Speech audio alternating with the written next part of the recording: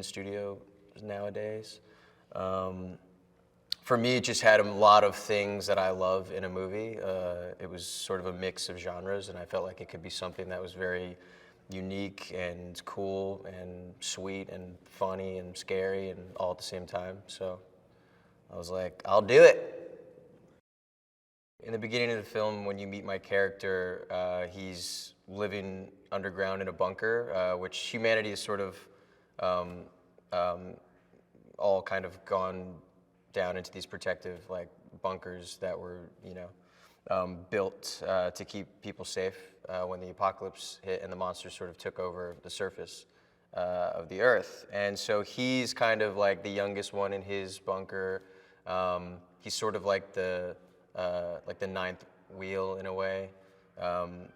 Everyone's kind of like older and is coupled up, and he's kind of like the runt of the bunker a little bit, and wants to be a hero so bad, and wants to find love so bad, and is sort of a little scaredy cat in his own way.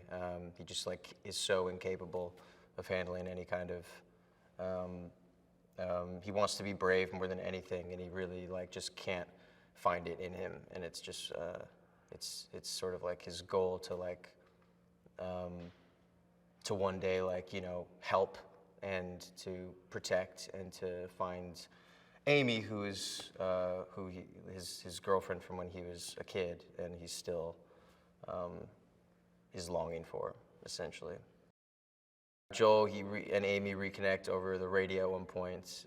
He's able to sort of call around to every colony in existence and find the one that she has ended up at, and she survived, and they've kind of gotten back in touch in a way. It's been 7 years though, and he just sort of reaches this point where reality sort of hits. They lose another one of his colony members is killed in the bunker. The attacks are getting more severe and more prevalent, and they're less able to withstand these attacks on their bunker. And it's sort of in his head, just a matter of time before life's going to be over, and he realizes that he doesn't want to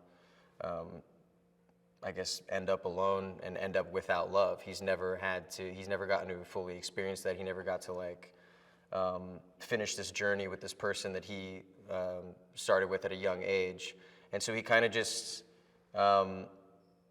realizes that he needs to go for it, or he'd rather die trying, because he's going to die anyway eventually, just alone in this cold bunker underground. He wants to try to find love, in the amidst the end of the world. It's very dangerous. No one survives on the surface. That's essentially, Joel's taking on an impossible journey.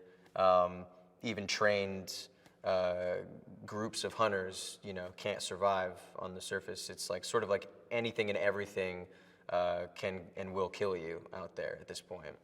So it's what makes his journey, all the more impossible, and what makes his surviving it all the more hilarious. Clyde and Minnow, I mean, they end up saving his life multiple times, even after they part ways. Sort of just there's a mantra that Minnow teaches Joel that ends up, there's several mantras, I think, that end up saving him, and just everything they kind of teach him about the surface and about certain monsters come into play eventually and help him even long after they're gone. So they save his life the whole film, basically. He couldn't be alive without Clyde and Minnow. Anything and everything just helps Joel in this movie. He definitely doesn't get through it all by himself. And Boy's his right-hand man. I mean, Boy's the first person to save Joel on the surface. And they become a team, Boy's lost his owner in the apocalypse, and sort of is just constantly searching for her still. And Joel is sort of in need of a partner, and they kind of it's this perfect marriage in a way of a kid who's kind of in over his head out on the surface, overrun by monsters, and a dog who's sort of the experienced one, kind of showing him the ropes. The sand gobblers are pretty cool because they react to sound, and so you can't really move, and they kind of like, they kind of live underneath the earth and kind of just can come up and kill you. The hell crab's gotta be one. The leeches I like, that's an underrated one. The bullfrog is great. I love the little eyes on the bullfrog, and how he uses his tongue to kind of, sort of like lasso his prey in. Yeah, I don't know. It's that's such a fun part of the movie. Even just like, that's a fun part of making the movies. Like, there's still gonna be so much to fill in, like after I've gone and we'll come back and eventually see the film, like half of it's still not even there. So that's part of the fun of like making something like this and seeing that whole side of the film, which is such a huge aspect of it, see that world come to life. It'll be cool. Michael just totally got the movie, just the spirit of it and the energy of it and the heart of it.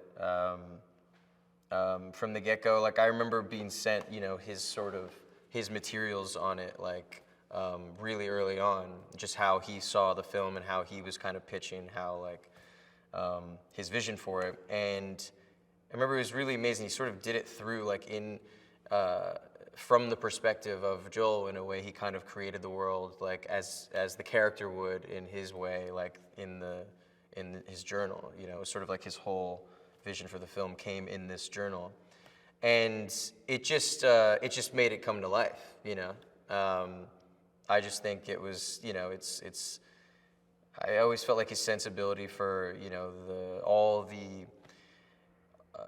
blend of genres that will be this movie. It's a tonally like a tough thing to kind of balance it all, and I just felt like Michael was so good at kind of always keeping that in check, which is like the hardest thing to do when you're shooting a movie over the course of 2-3 months.